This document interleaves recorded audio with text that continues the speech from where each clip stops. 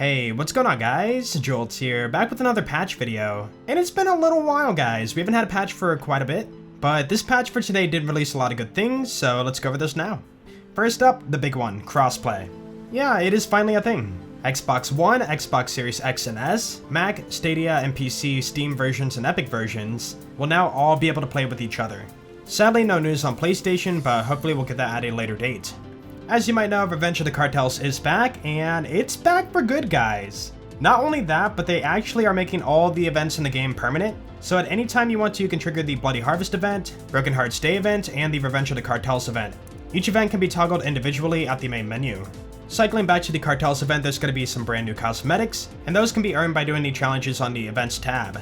Now, some of you guys might be wondering what happens after you complete the challenges. Can you reset them, get a new wedding invitation, polyamorous, stuff like that? Sadly, the challenges cannot be reset, but they have added the event items to the final boss's loot pool for the specific event. That means the wedding invitation and the polyamorous will drop from the hearts, and also they increased Captain Hunt's legendary drop rates for the seasonal gear.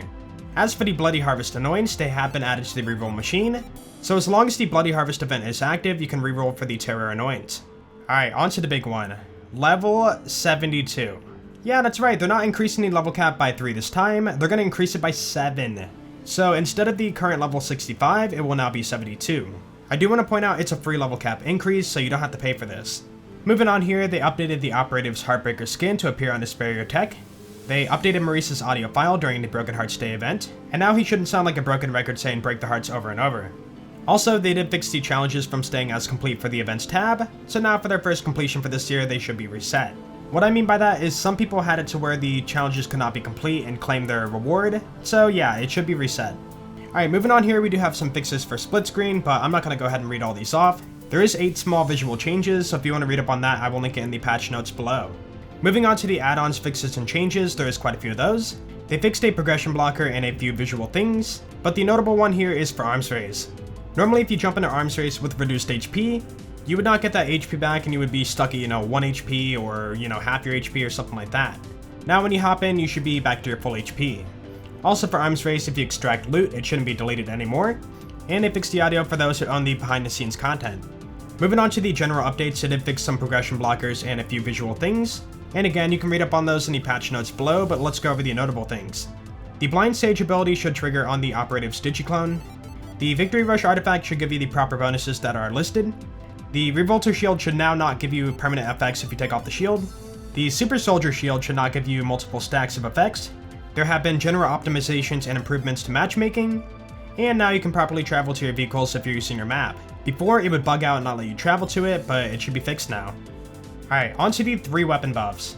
Now for these buffs, these are going to be for the 3 items in the Cartels event. They were looked at as underperforming, so that's why they got a buff. First up, we have the Grease Trap. They made it easier to grease up enemies more before setting them on fire, and they increased the base damage by 20%. For the second one, we have the Iceberger. They increased the weapon damage on that. And finally, the Needle Gun, they increased the damage on that too. So that's it for the patch notes, but we do have a lot of hotfixes too, so let's go ahead and jump into those. To apply your hotfixes, make sure you're playing online and sit at the main menu for a few seconds.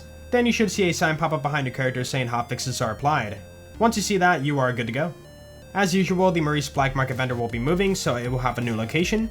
And it looks like it's going to be the final week of the True Trials event.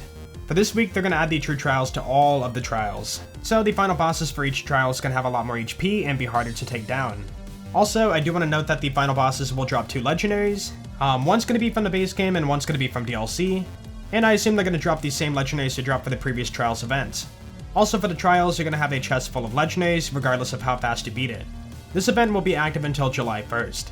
Okay, on to the big one here for the hotfixes. Annoyance have been rebalanced, yeah. Now, I do want to mention that a few were toned back a bit, but a lot of them were also buffed too. This is because they want the character's specific annoyance to have a lot more punch. Alright, let's go ahead and start off with Amara. Astral projection damage has been increased to 200% for phase cast related action skills. While phase grasp is active, they increase the weapon damage to 150%. Slam damage is increased to 300% for phase slam related action skills, and orb damage is increased to 200% for phase flare related action skills. Alright, moving on to Flak. While fadeaway is active, weapon damage is increased to 150%. While gravity snare is active, weapon damage is increased to 250%. After using Rack Attack, gain 100% critical hit damage for a short time. and after using attack command, gain 50% lifesteal for a short time.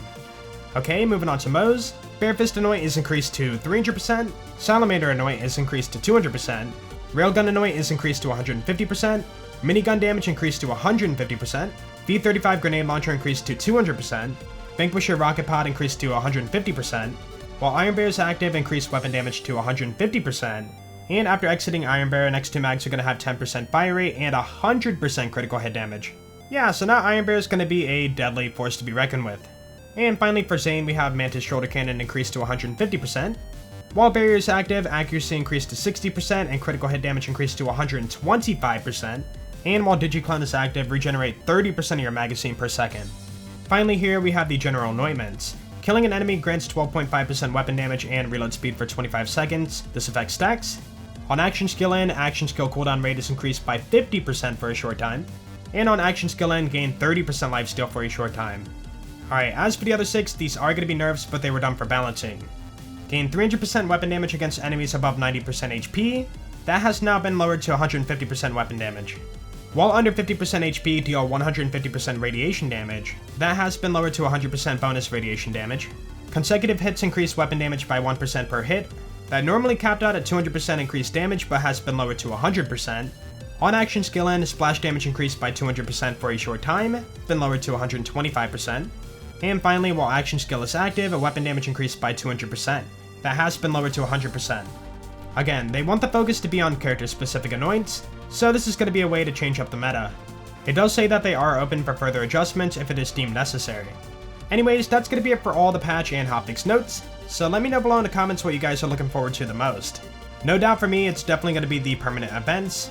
Now we can play the event and get the event items at any time and not have to wait a whole year. Super happy about that. And yeah, I hope you guys enjoyed the video, and of course if you did, then please be sure to leave a like because that'd be awesome. And if you guys really enjoyed it, be sure to sub. You guys have a great day, and I will see you all later. Peace out.